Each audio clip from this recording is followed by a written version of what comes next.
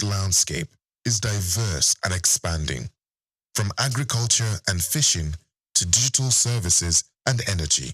The country continues to attract foreign investment and regional partnerships. The new city of Diamaniadio, a flagship project under the PSC, is transforming into a hub for technology, education, and governance, reducing the strain on Dakar and symbolizing a vision of decentralized, inclusive development.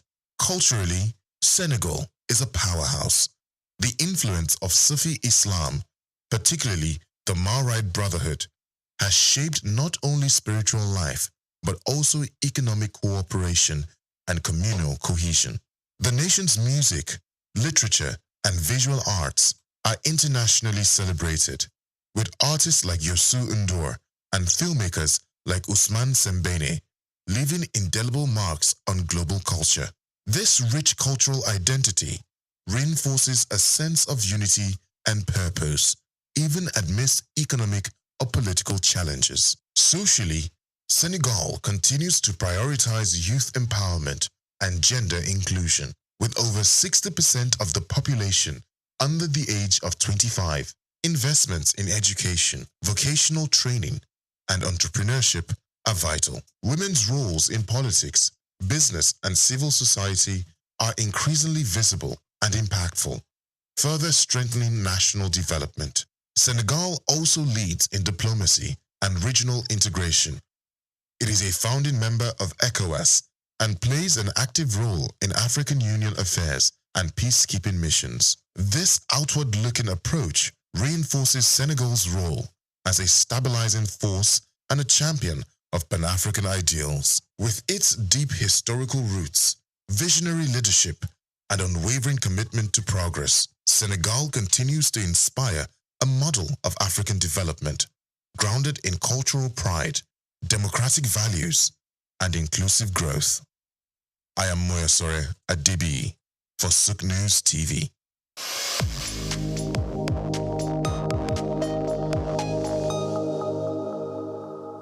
Egypt is a living museum where the past and present come together in a remarkable dance, and it is more than simply a nation. Egypt, which is well known around the world for its pyramids, pharaohs, and the magnificent Nile, is still transforming its rich historical legacy into a vital source of economic expansion and pride in the country. Egypt is a vibrant African country that is leveraging its historical heritage, tourism, the Suez Canal, agriculture, and a growing digital economy to drive its future. Let's start with tourism, which continues to be Egypt's most valuable economic driver. Egypt is home to more than 1/3 of the world's antiquities, and Cairo, Luxor, Aswan, and Alexandria welcome millions of visitors each year. Beyond its aesthetic value, the Great Pyramids of Giza, the Valley of Kings, and the soon-to-open Grand Egyptian Museum serve as economic hubs that support employment, foreign exchange, and Egypt's place on the world cultural map. Egypt has recovered quickly despite international disturbances like the COVID-19 epidemic, with current tourism receipts surpassing $13 billion. However, as visitors all at history, international trade passes via Egypt's Suez Canal, one of the most important sea lanes in the world. The canal is a vital bypass for international commerce, connecting the Mediterranean Sea to the Red Sea across a distance of 193 kilometers. Suez Canal tolls brings in billions of dollars for Egypt each year, more than $9 billion in 2023 alone, making the canal more than simply a historical site. It is a vital component of international trade. The Suez Canal Economic Zone, a center for commerce, logistics, and industry, was likewise fueled by the canal. Agriculture comes next, especially near the Nile. Important products including wheat, rice, cotton, and dates are grown in the lush Nile Valley and Delta. Citrus fruits, particularly oranges, which are highly sought after in Europe and the Middle East, are among Egypt's biggest exports worldwide. Innovations in irrigation and climate-smart farming are growing, and agriculture still contributes to national food security and rural lives. Infrastructure and energy are also changing quickly. By exporting liquefied natural gas to Europe and other countries, Egypt has established itself as a new energy center in Africa and the Mediterranean. This change includes the Zohr gas field, one of the biggest in the Mediterranean. In addition, Egypt is developing smart cities, high-speed rail, and new administrative capitals, while investing in solar energy through initiatives like the Benden Solar Park, Africa's largest. Not to be overlooked is Egypt's creative economy. The film industry in Cairo is sometimes referred to as the Hollywood of the Arab world, and pop culture in North Africa and the Middle East has long been influenced by the Egyptian literature, music, and television. Young Egyptian creatives are already establishing new industries, such as tech companies and fashion. Thanks to the growth of social media and digital storytelling, Egypt has geopolitical weight due to the advantageous location at the intersection of Europe, the Middle East, and Africa. Its position as a continental power is further supported by its participation in peacekeeping missions, commercial agreements such as COMESCA and the African Continental Free Commercial Area AFCFTA, and regional diplomacy. However, the way Egypt skillfully combines innovation with tradition is what really makes it stand out. It is one of the few African countries where a more than 5,000-year-old civilization still shapes its economy and reputation outside. Egypt continues to leverage its history to forge a strong and aspirational future, whether it's a software entrepreneur in Cairo, a relic in a museum, or a ship across the Suez. This is Just Africa, and I am Chike Okolo.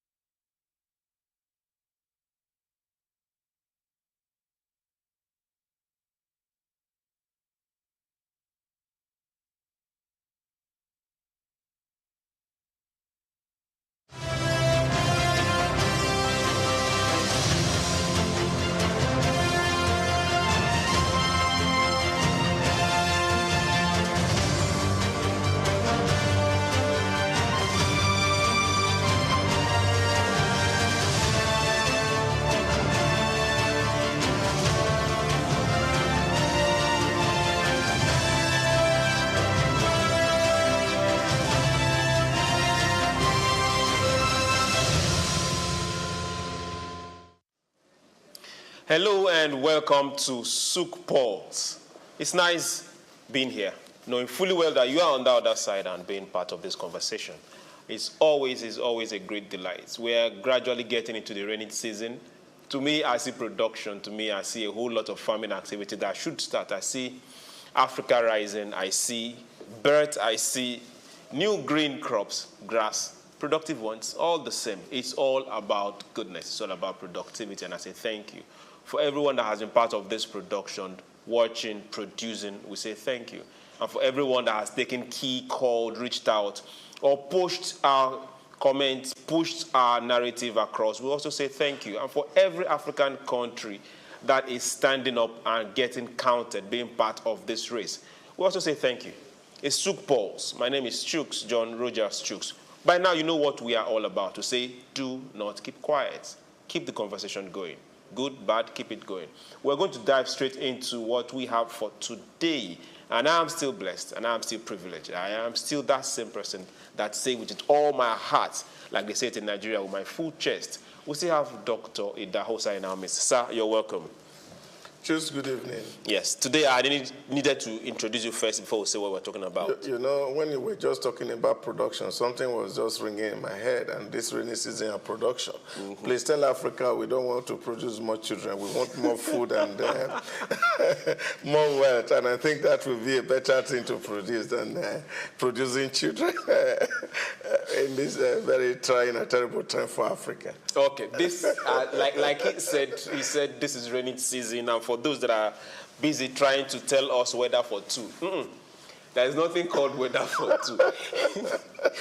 It's called weather for production. So get busy, get creative, get productive. Along the line, if the kids come, to God be the glory, but make sure that there are enough things on ground to take care of you, the kids, and future generations that are coming. Today on SOUQ Pulse, I needed to introduce him first before I drop what we're talking about, so that he wouldn't get to change his mind along the line. So, sir, you're welcome to SOUQ Pulse. Oh, my pleasure to be here, Chicks. Yes, it's nice. Yeah, today we are looking at that same weather, but now let's bring it back. We are looking at population, the population of Africa, African countries. We're looking at land mass. How big is your state, your local government, your country? And now we are bringing it and looking at versus productivity. And we are asking this direct question.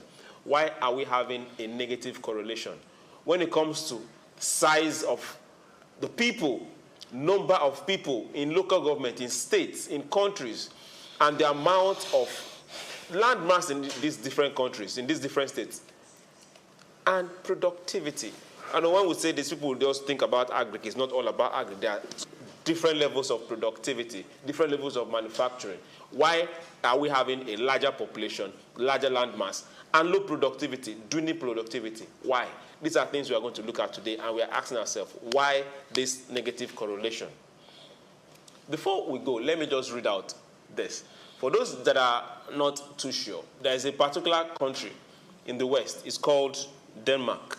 Their population is 5,964,000. I'll say it again, 5,964,000. Their land mass, that's total land mass, 42.952 kilometers. 42,952 kilometers square. Now their GDP for 2022 is 400.2 billion. Now let me break it down for you. There's a state in Nigeria called Niger State. Niger State, land mass-wise, is almost twice Denmark. Let's leave GDP. Now let's come back to our topic. Sir, why are we not that productive? Why are we not productive in Africa? Why do we have negative correlation between our population, the land mass we've been blessed with, and productivity? Why? Well, I think the fundamental challenge to answer the why question is the education system in Africa, whether it's a traditional system of getting people to know something, somewhat has been faulty over a very long period of time. That's one part. And there's also these aspirations that are not also backed by serious efforts, where you find a situation where people want good life and they don't want to invest so much in really realizing that good life. Now, a combination of all this come together to pose the challenge of to productivity in most African states. Now, when you look at education side of it, you are seeing that people have not been really trained, so much so that we don't even know how to create wealth or where wealth lies. So it's that financial literacy that's also missing hugely in Africa. So we don't know how to get people to begin to create wealth and sustain such wealth creation. So for me, is that mixture.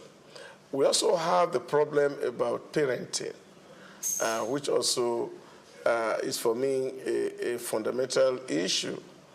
I was speaking somewhere on Saturday And I was telling them one of the big challenges when you talk about the empowerment of women, for example, is the problem that most women have been conditioned, maybe by stereotype, to believe that a man must have to take care of them. And that kind of socialization has a very huge implication for productivity. And you also see parents today who feels that, oh, I don't want my children to suffer. And because they think that work is suffering, and this is also fundamentally wrong. And so we feel that there's a way we can educate our children to a point that they will not need to work and they will have things working for them. So these are the kind of misconception that we see in our environment that's actually responsible for this lack of productivity, as it were. Okay. If this were to be a debate, I think we'll just ring the bell and give you the prize. But as it stands right now, we still need to hear from every other person. Now, you've talked about education. You've talked about people wanting the good life and not willing to invest in it. You've talked about financial literacy. You've talked about parenting. You've talked about a segment having that notion that women are not supposed to work. Okay. Now, all these are we going to call them ills in the society? Okay. Now, some part of people outside Africa too also have this kind of this kind of mindset, but I don't think they are in the majority. Now let's start bringing this back home. Let's start with Nigeria. We like using Nigeria as an excuse. As an example, not just an excuse. Now, Nigeria's state gets FAC allocation every month. Yeah. It doesn't matter the state, it doesn't matter how big you are, it doesn't matter how much you are contributing to the center, whether you are or you're not. Now, at the end of every month, people get money. At the end of every year, those states generate and put down a budget to spend. Is this not, for the case of Nigeria, is this not also issues that is making them unproductive? Because they can't have this big population and there is nothing being churned out. I see it everywhere. It's a accumulation of the productivity of individual citizens that translates into national wealth. Accumulation of productivity of individual citizens of the state is what accumulates into national wealth. Okay, now, for a country, let's say Lagos State now, where we are looking at over 18 million people. Yeah.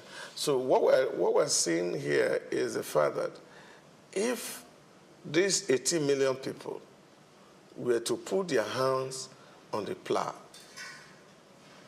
if these 18 million people are to put their hands on the plow, okay, the GDP of Lagos will be larger than that of Denmark. Okay, now for those that are wondering, Denmark population is 5.96 million, which means Lagos is three times the population of Denmark. 3 times the population of Denmark. You just check, for example, with Denmark. Cheese alone. Cheese. Denmark is supplying Europe and America over 67% of cheese made from cow. Okay, cheese alone. Cheese alone. Okay. And you are looking at milk. Okay. You don't look at beef. You're looking. This is just from dairy products alone. Let's always put this in perspective, because when we say this, it's easy for us to excuse ourselves. Now, this is coming from 5.964 million people. Oh, yes. Good. Generating 400 billion GDP in 2022, which means they will do more than that in 2023 and 2024. Now, what is 18 million people doing? You, me, in Lagos, what are we doing? Before now start talking about those in other states that we don't even know if they're sleeping or not. You know, but you just imagine it. One cow weighing up to about 900 kilograms in a Denmark farm. And you can see the quantum of milk that is generated, that they are selling across Europe and across the Americans.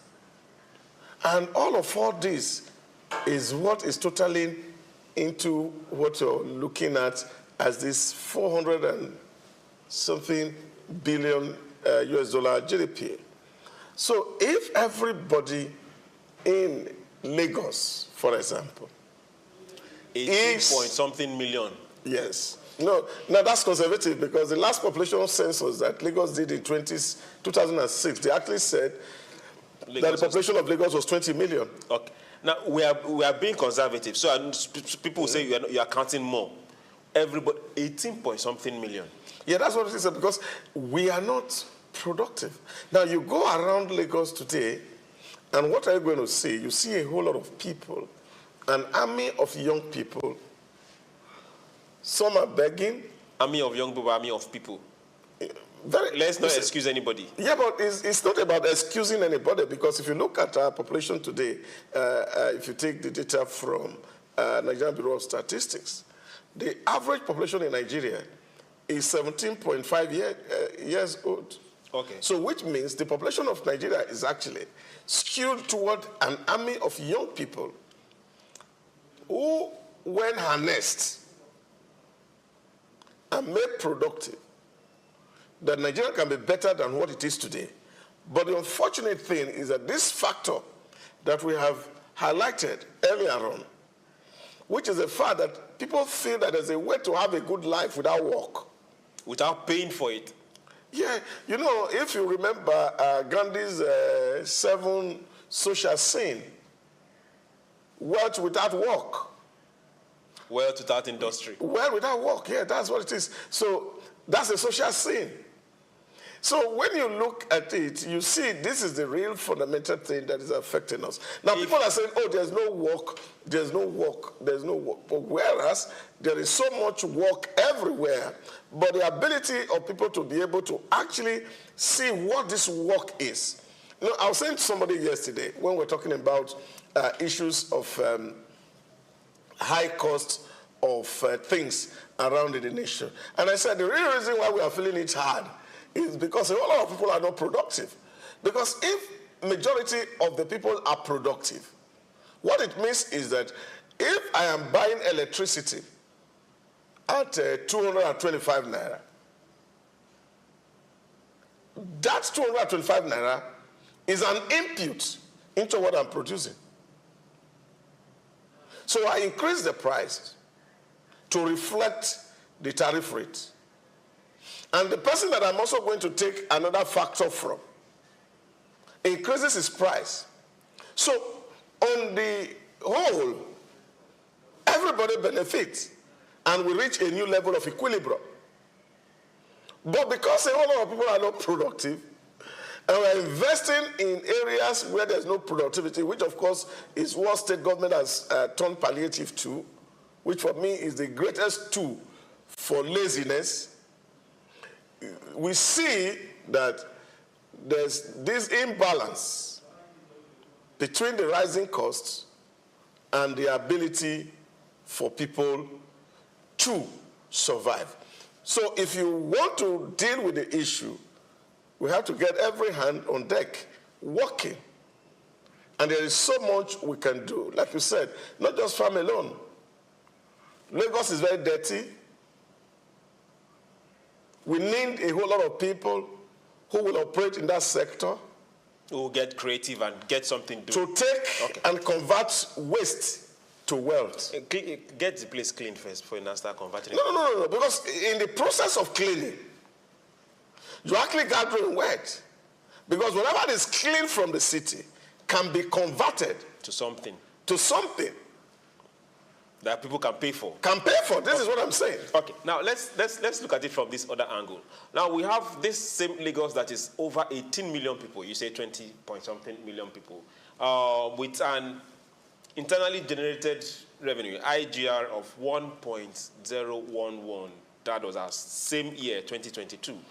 Now, for 18 million plus.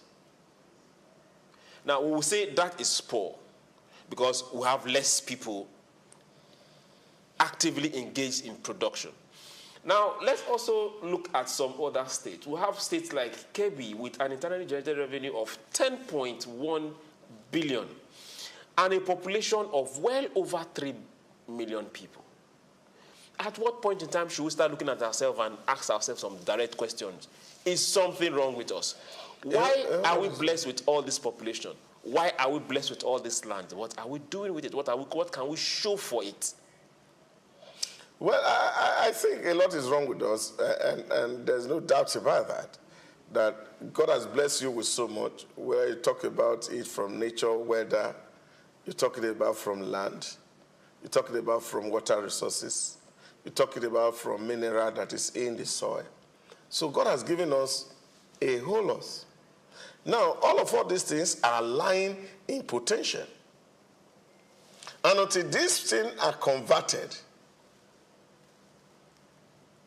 actively, like Newton says, everything is perpetually in a state of rest or a state of motion until a force is applied. Force of inertia. Yeah. So if there's no force that's applied, they keep rolling remain. On this issue, what force needs to be applied? Yeah. Now, what force that we need to apply is to first and foremost educate Nigerians. Let me speak about Nigerians. Education will take time. No, it doesn't take time. I'm not talking about in terms of going to school to go and spend 5 years or 6 years and graduate. That's not the point I'm making. I'm talking about the sensitization. Okay. That wealth comes with hard work. And that this is not provided by government. It's not the responsibility of government to provide wealth. To put food on your table. No. So that's your own responsibility. So what we do and what government is doing really, and that's the function of government, is to regulate economic activities within states. So the idea of governance for us in Africa is what is problematic. That people think that it is the function of government to make provisions for people. No, that's not government's function. What government does is provide basic amenities to create an enabling environment for businesses to thrive. And that comes in the form of laws that regulate practices, and sometimes you also see them in the form of social interventions. Maybe infrastructure. In building schools. Now, it is the productivity of the individual that puts resources in the hand of government to provide basic infrastructure. The productivity of individuals, yeah. Puts money in the hands of government to build world-class infrastructure. So if we are not productive, we can't get money to give to government in form of tax, in form of tariffs, then government will not have money to give you infrastructure. Okay. Now, for this particular case, now let's start from here. Who are we going to hold responsible? Are we holding me responsible? Are we holding the guy we elected from my local government? Are we holding the one we sent to the state?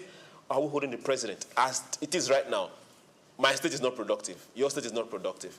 With this population, with this landmass, who are we holding responsible now? We are responsible for our predicaments. Who is we? Me and you. The last I checked, I was not in the picture. I was not in the picture. It's me and you that's responsible for this. And if me and you do things right, we will be able. Somebody once told me a story, and he said, you see, you get to Japan, you see, people worship employment as their God because it is what serve or put food in their table. Now, when you look at our approach to work here, I was talking with somebody the other day, and he said, oh, you see, there are a whole lot of ministries that are out there, and people come at the end of the month, they collect salary, and they disappear. Because there's no work involved. Because there's no work involved, then the source where that salary has been coming from, are they not aware that this is happening? Yeah, but people are aware. Good. So why do they keep it going? the source where the money is coming from, where those salaries are being paid, to those local government, to those government agencies. They see this happen month on month, year on year, yet it persists. Because it is incentivized as politics underlie some of all these factors. So, I have said it time without number here. As long as we are concerned about the next election and not the next generation, that force, that inertia we're talking about, cannot propel or stop this our downward trajectory. Okay. To the place of slavery or destruction, if I want to put it that way. Okay. Now let's go down to, now we've looked at our population. Well, let's look at the landmass. Now, if you travel in some African states or some African countries, you get to some plain lands. You will be here and you'll be looking at to where your eye can see. The only thing you see is maybe trees for if you're in the savannah, or maybe rainforest if you're closer to the coast or the rainy side of the place. But in most of these places, you will not see those lands being put in active use, in productive use. At what point should we start telling ourselves, people, wake up? This is a resources, not just what is underneath the ground, what the ground itself that you're seeing. Why are Africans not taking opportunity and getting those lands busy? Yeah, but in terms of also speaking to both the population of Nigeria and the size of the land, it's also important for us to be able to correlate what has happened in the last over 60 years till today. Take, for example, by comparison, the population of United Kingdom at the point they were giving us independence was about 55 million people.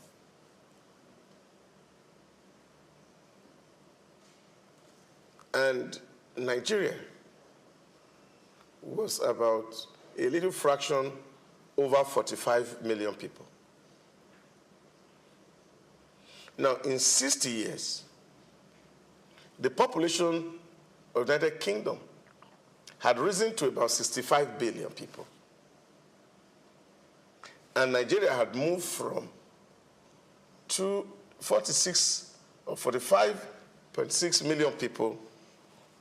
Now, by estimate, some people say 214, some people say 216, some people say 220, depending on which figure you are using. But let's say 200 million people. Now, you see that why the most important factor of production, which is land, had remained the same at 900,000 square kilometers, the population had been growing in geometric proportion. Now, what this means also is that the land tenure system in Nigeria is also a very fundamental issue that we must also look into. But the land is still there. It's not being farmed. No. Majority of it is not being farmed. No. It's just bare the way it is. No, you have to understand how this works.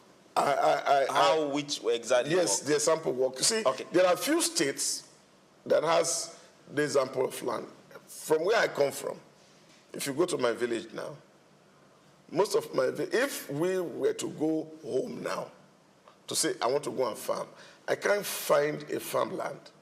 And that is because... What about the neighboring community? Yes, of course. People are also in the neighboring community. That's what I'm talking about. They will have somebody... So take, for example, in my state that is a door that is landlocked. Okay. Really getting access to land is difficult. And that is because... is this like an issue or an excuse? It's not. It's an issue. But what about those lands that are not being farmed? That is the point I'm going to tell you. Some state actors actually assigned some of those empty land that you are seeing to some individual who had been given right over that land for a period of 99 years, and with documents. Okay, now let's leave your state and move to where we have the population, where we have the land. Population on paper. Now, if you travel from Niger State happens to be one of the biggest states in Nigeria. About 79,000 square kilometers. Now, if you travel from Niger State all the way to Kaduna, to Kebbi, to Gombe, down to Taraba, down to the east, you will see lands that are bigger than countries. No farm activity happening there. Are they also having the same issue? Yeah, but that is what we need to check out. Okay. Now, before we check this out, we'll go on a break. When we return, SOUQ Pulse will be right back. And hey, we'll go higher than where we started. Don't go anywhere.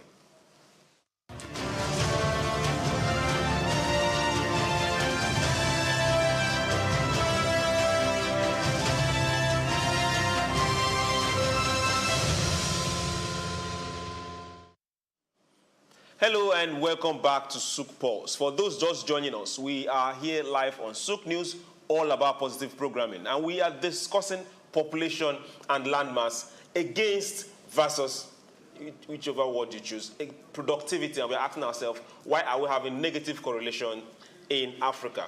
We have Dr. Idahosa in the studio, and he's been giving us great insight on this. We've been going this way, going that way, a little bit in the middle too. But hey, we're talking about landmass. We're looking up north. And they have the population on paper, and they also have the land size. Now we're asking, apart from it's not just agriculture, there are other productive endeavors. Why are Nigerians not getting into them? The number of people are there, the land is there. So no matter what we are signing or who we are moving the land to, or 90 years or whatever, this is there. Okay, people will say security, okay. What is the reason? Because if we are looking for an excuse, the excuse is always going to be there. What is stopping us from getting productive with these numbers, with the landmass? Yeah, I don't know how to restate this fact over and over. For people to be productive, there's a correlation between the level of education and productivity.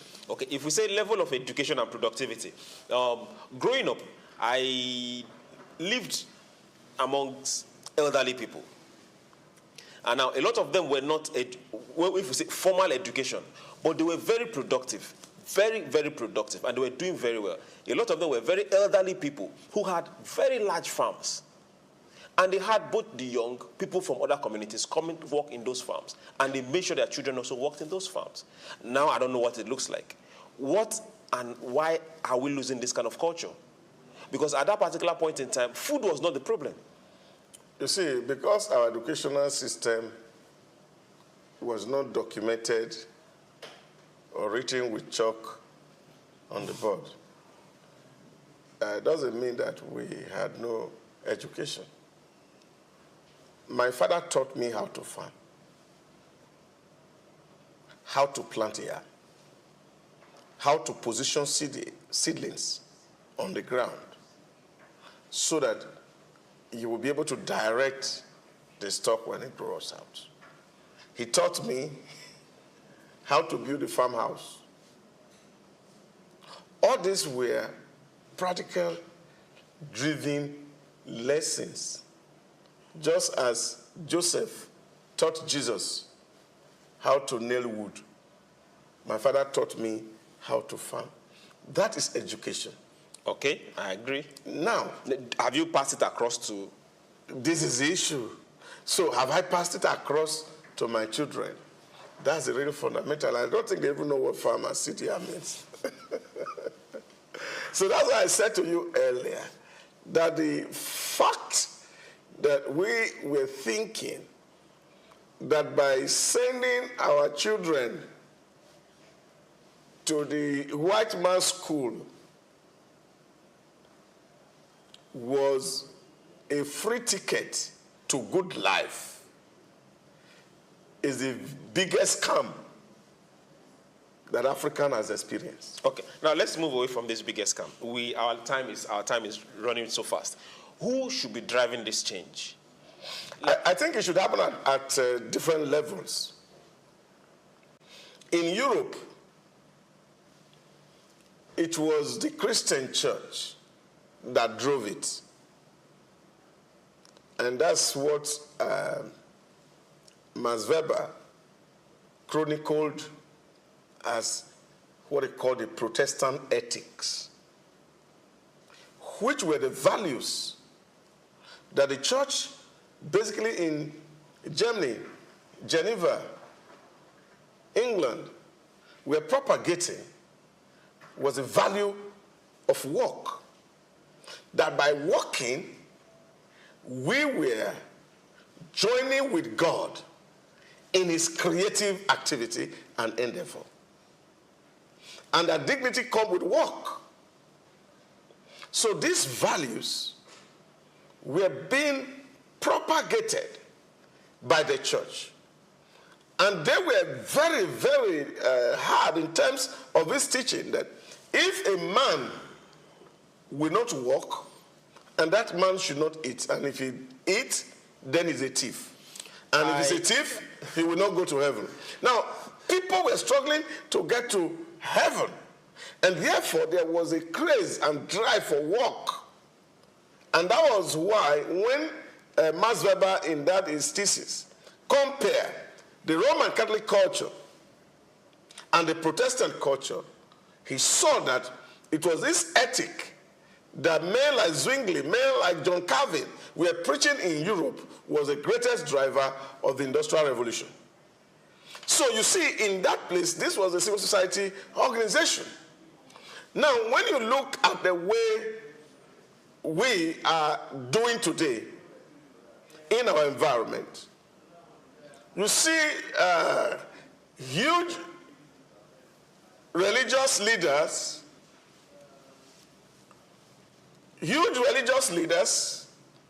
all of them focusing that government is not doing well. That all this army of young people, government need to make provision for them. And therefore, you have this entitlement mentality of an average young person that it is because government is bad, that is why I don't have a job. So this is where you have to look at it. So the conversation is not going to happen only at the level of government alone. It must also happen at the level of civil society organizations, like the religious organization, to emphasize the importance of work and hard work at that matter. Emphasize the hard work, emphasize the importance of work and hard work. Now, when you were giving those examples, something came to my mind. I almost smiled, and I said, no, this is not going to be a good smile. It's going to be a wicked one. Now, if at a particular point in time, history, there was this preaching that never stopped and kept pushing a generation to get to work, to get industrialized, to put themselves, their mind, spirit, and body into work and get it done. Yeah. But right now, we are having a different kind of doctrine that is telling you to pray and a miracle will happen tomorrow. Now, we are still waiting for the research to see where that is going to come out from. No, there's no need to research. We know where we are. We are not going there. We're not going there. No, we know where we are. We don't even know to do a research. See, the importance of religion to civilization cannot be overemphasized. Now, how do you know that a religion is strong? When you look at what's happening in China today, you see the religious factor around it. When you go to what is happening in Japan today, you see the religious factor around it. When you see what is happening in Europe today, you see the religious factor around it. This is massive. Very massive. And we must learn to know that what God wants us to preach is his value, not the psyche.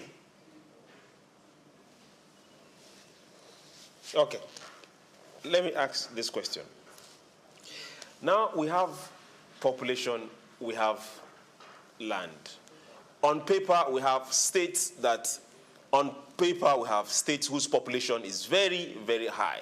Now, also we have what's it called? We have allocations being given based on paper population. Can we have a system whereby allocation is given based on productivity? Because if this continues, all we have is politics of numbers, politics of census, politics of every other thing that is not profitable to the center, that is not profitable to the nation, not profitable to anybody. Can we start saying, if your state is not producing, your allocation cannot be high? Allocation based on internally generated revenue. Yeah, I think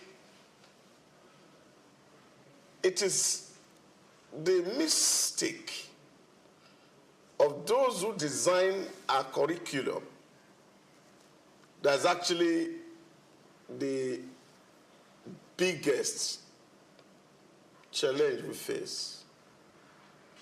And our craze for paper qualification has not also helped matters. And that's why you are hearing all manners of conversation. And people say, oh, your president is not a graduate. We have graduates who cannot think. We have graduates who cannot even write name. Should not really become the critical requirement for getting something done. I have a friend in UAE, and he was saying he was looking for a job all throughout his job. Nobody ever asked him which university you graduated from or what class of degree that you hold. You come to the place and say, which job did you apply for? You say, oh, you apply for ICT networking. And then they give you a system and say, go and network. So you do the job, and then they see that they can do it, and then they can start to negotiate, and at documentation, they ask you to bring in your certificate. But it's not the principal criteria for determining whether you are going to get a job.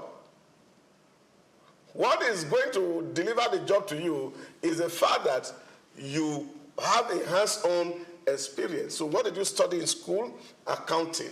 What we need somebody who is going to be a management accountant for our company.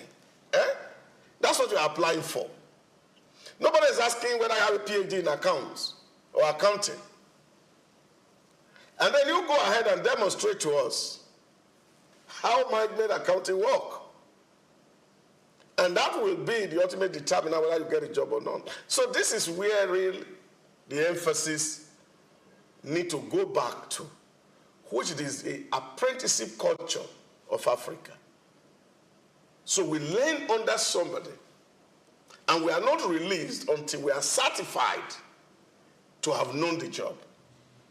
Now, if our education system is not designed in that way, then we have a lot of problems. Because the way the education system is running today is your ability to cram and memorize the notes that is given to you, and then regurgitate it at the exams that determine whether you have a first class or a second class. And therefore, you may have a first class, and when that particular course you studied and you had a first class in, and we are going to have interaction on it, you may have really little or no idea.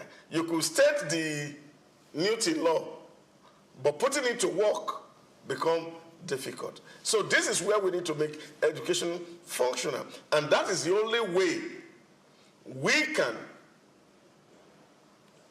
drive productivity.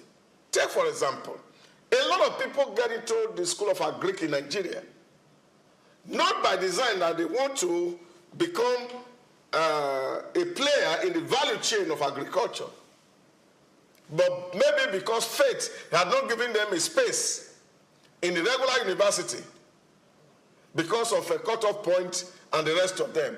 And then they find themselves in the School of Agric. And then they graduate from the School of Agric, and with their certificate, they are looking for a job in the banks. There's no agriculture in them. Now, let's also go to some good numbers, then compare it down this way. Now, Holland, if we look at their land size, is 41,850 kilometers square. Belgium, 30,688 kilometers square.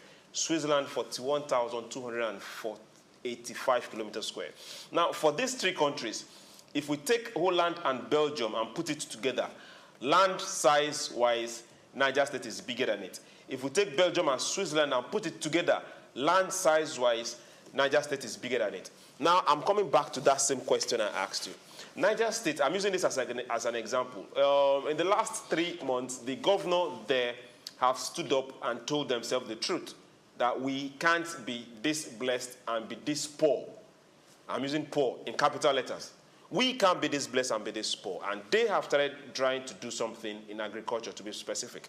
Can we start holding our state governors, our state people, and ourselves responsible and say, no, if we cannot grow our state internet generated revenue, if we cannot grow and get productive in our state, let the federal give more to who is productive than just handing out handouts. I called it free money the last time, and Mr. Sam was saying it's not free money. If it's only the monthly allocation you get from FARC that is sponsoring your budget, why give it?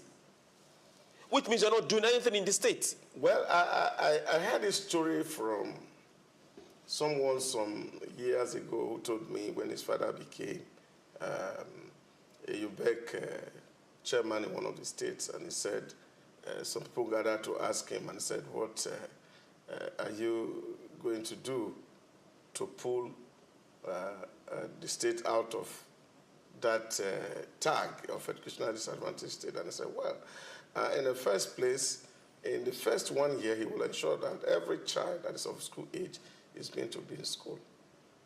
And if there's anything that he will achieve, that state will not be in the list of educationally disadvantaged states. In short, by the story he told me, he said he was still very young at that time, and his father was summoned by 2 religious figures who came and asked him and said, we heard you speaking on TV today that you want to remove our state from educationally disadvantaged states. And how are you going out to take care of us? And the man asked, how does that concern you? I am appointed as UBEC chairman to ensure that our children go to school.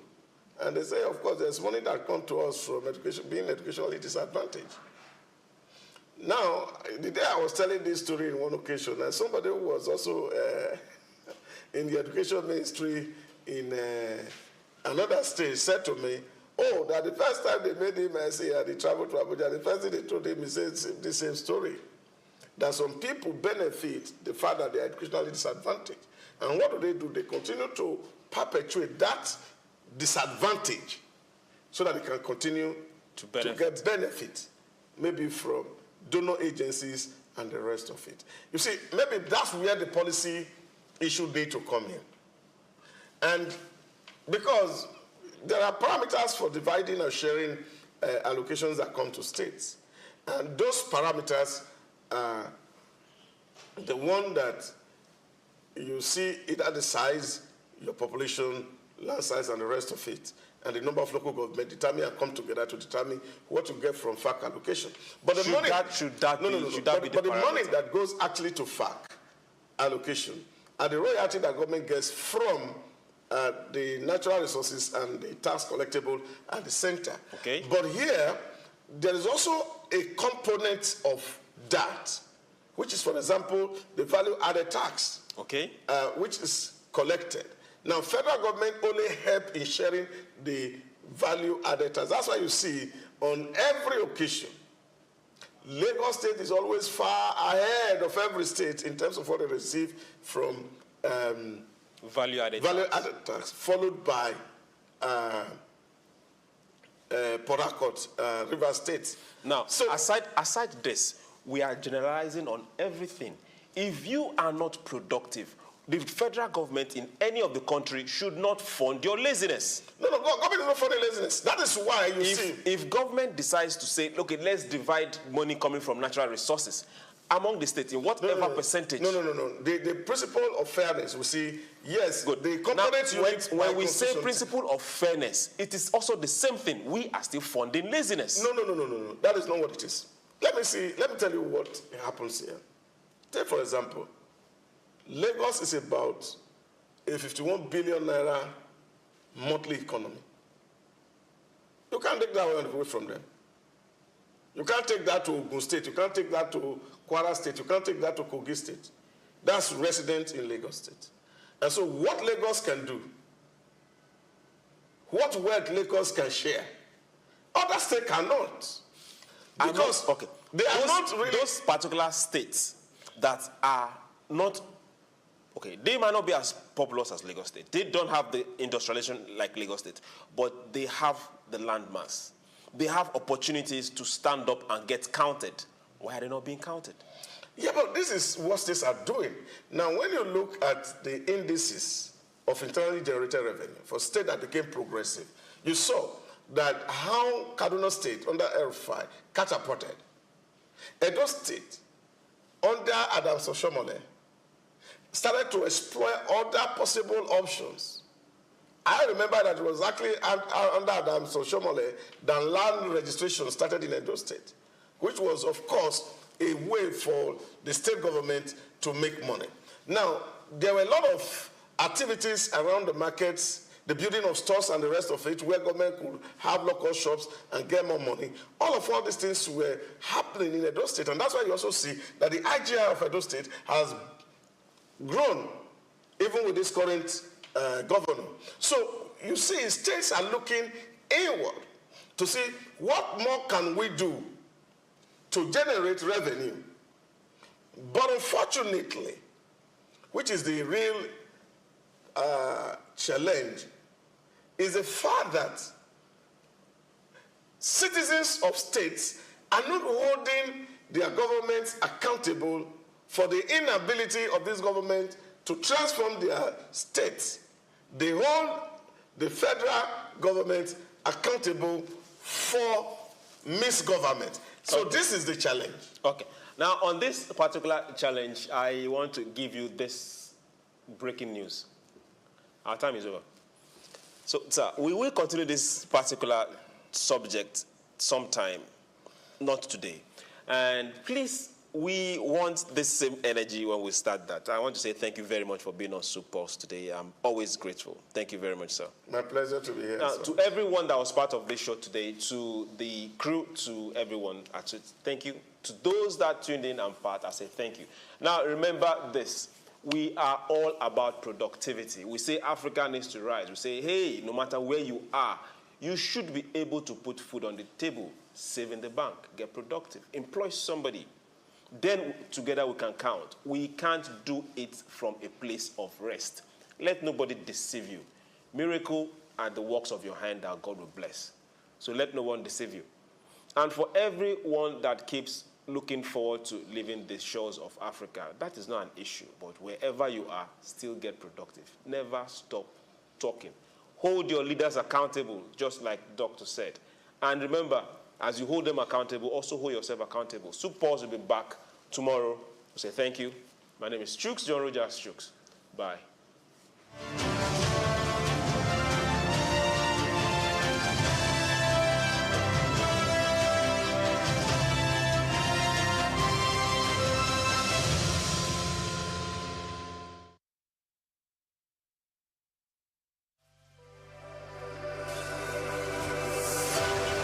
Africa is a rich continent, and when it comes to African countries with hidden riches, Burundi is generally overlooked.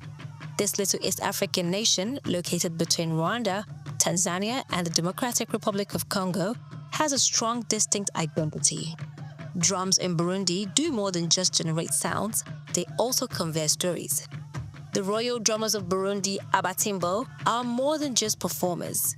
They are historians, keepers of traditions, and spiritual messengers. These gigantic drums, built from hollowed-out tree trunks and coated in animal hide, are regarded with respect. In reality, for centuries, they were only utilized for sacred rites, royal events, and national holidays. Here's what makes this unique. Burundi drumming is unofficially protected by UNESCO as part of the world's intangible cultural heritage. That is, the sound of the Burundian drum is not just a national icon, but also a global treasure.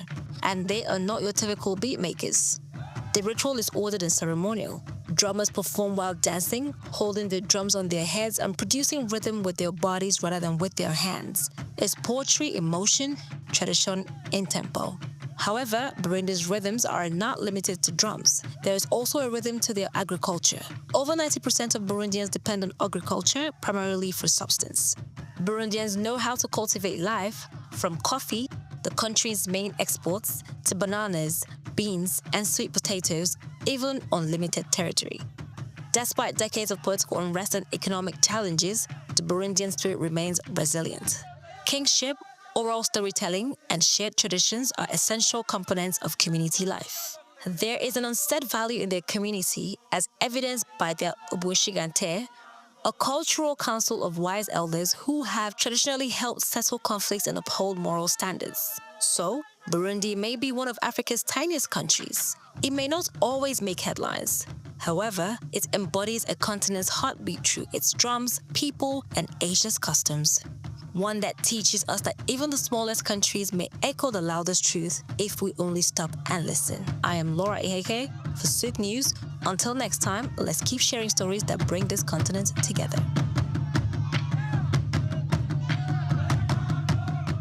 Dr. SOUQ A. Adedeji, whose leadership has significantly transformed Nigeria's tax administration, is a distinguished first-class graduate in accounting from the prestigious Obafemi Awolowo University, Ile-Ife, and he currently serves as the chairman of the Federal Inland Revenue Service, FIRS. I firmly believe in the wisdom encapsulated in the statements. Revenue growth is the lifeblood of the nation's economy, providing means to fulfill essential duties to its citizens. These words capture the core principle that will guide us as we navigate the challenging terrain ahead, ensuring that our nation thrives and fulfills its obligations to its citizens. In our pursuit of greater fiscal future, we are determined to align ourselves with President Bola Tinubu's Extreme Fiscal Policy and Tax Reform Committee. This collaboration will enable us to shape the prosperous fiscal landscape that will empower our nation's growth and development. Born on January 8, 1978 in Ogbomoso, Oyo State, Nigeria, Dr. Adedeji is an accomplished accountant and public officer with extensive expertise in corporate taxation and public finance. His journey in public service began in 2011 when he was appointed as Commissioner for Finance in Oyo State. In that capacity, Adedeji introduced transformative financial reforms, most notably the establishment of the Treasury Single Account (TSA) to streamline government revenues and expenditures. In March 2021, President Muhammadu Buhari appointed Adedeji as Executive Secretary of the National Sugar Development Council (NSCDC). In this capacity, he founded the Nigeria Sugar Institute and spearheaded the Sugar Backward Integration Program, which sought to enhance local sugar production and reduce reliance on foreign imports. In June 2023, President Bola Ahmed Tinubu appointed Adedeji as Special Advisor on Revenue, and by September of that same year, he had ascended to the position of Executive Chairman of FIRS, Nigeria's leading tax authority responsible for the assessment, collection, and management of federal taxes. The focus will be on these indirect taxes, so that as long as you consume, you have to pay. As long as you have interest on your investment, you have to pay. And this is echoing Mr. President's message that we are not going to tax the seed, but we are going to tax the fruit. The fruit is what we focus on. So all those things, when we have this holistic process, it will be captured, and that the vision is to have a progressive tax, that if you earn more, you pay more, and if you earn less, you will not pay. Under his leadership, FIRS exceeded its 2023 revenue target of 11.55 trillion naira. As chairman of FIRS, Dr. Adedeji implemented a performance-based system aligning with the service's new slogan, simplifying tax, maximizing revenue. Dr. SOUQ Adedeji has done incredibly well in transforming and reforming the tax processes and procedures in Nigeria. In a little over a year being at the helm of the affairs of the tax body in Nigeria, we have seen a significant improvement in revenue generation. His policy of not crumbling business with taxation is something that also needs to be applauded. SOUQ Adedeji philosophy is taxing fruits and not the seed, and taxing prosperity, not poverty. Because if you look at the fiscal landscape of Nigeria in the past 10 years, you find that businesses have struggled to live, and that has led to the exit of so many businesses from Nigeria. But with this new reform, we're seeing that the businesses will profit from the reform processes, and that will mean more business for Nigeria. We will have a lot of foreign inflow in terms of foreign direct investment that will actually drive the process of economic growth for the country. And I think he has done so well, and he deserves a kudos, especially for taking the giant stride to restructure FIRS for efficiency, for accountability, and for value for money. He has also made the welfare of the staff a top priority, fostering a positive working environment that has brought smiles to the faces of FIRS employees nationwide. Supporters of the tax reform bills highlight several key benefits, harping on the need for streamlined tax processes that could reduce bureaucratic hurdles and foster an environment where businesses can thrive. He has initiated a lot of reform which dovetail into the tax reform bills that is before the National Assembly.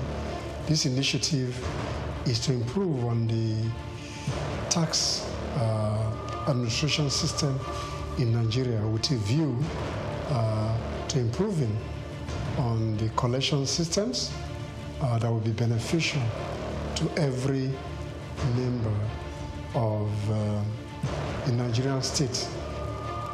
SOUQ, as is well known, has improved on simplifying tax reform even within the federal landowner revenue, which in no means has improved on tax administration, and he celebrated essentially for the core initiative of the tax reform. Under Dr. Adedeji's leadership, Nigeria's tax system has gone beyond mere policy adjustments. Its focus is on fostering sustainable growth and ensuring that the benefits of tax reforms reach both businesses and citizens. So those that are attacking the bill, one, they are doing that in view of the formula they discovered, which may not be, will not augur well for them on the bad allocation. And then secondly, they may be having the feeling that this law was just designed to favor Lagos State in the course of its own effort to become a state that has special status. Okay?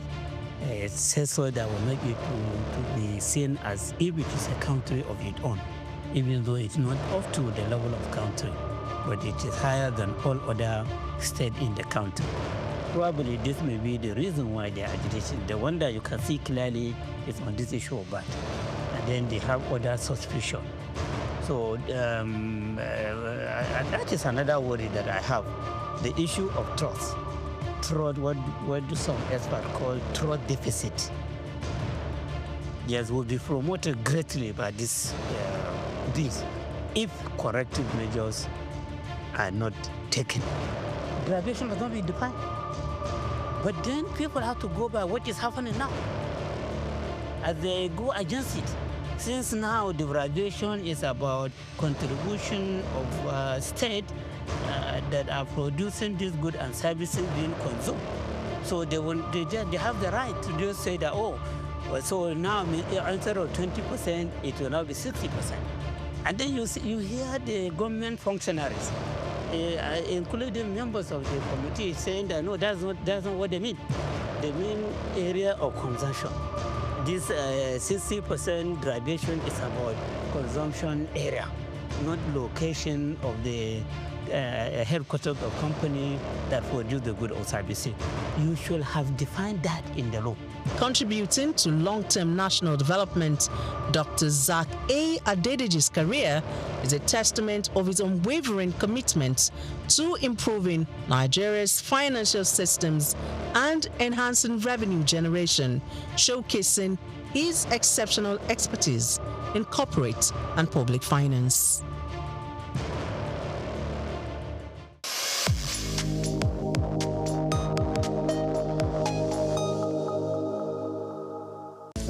Just what you need right here at Femi Wash Media. Call it the Midas Touch and you wouldn't be wrong. Let us record, produce, mix and master your audio like nobody does. Reach us on our contact today for the best quality job.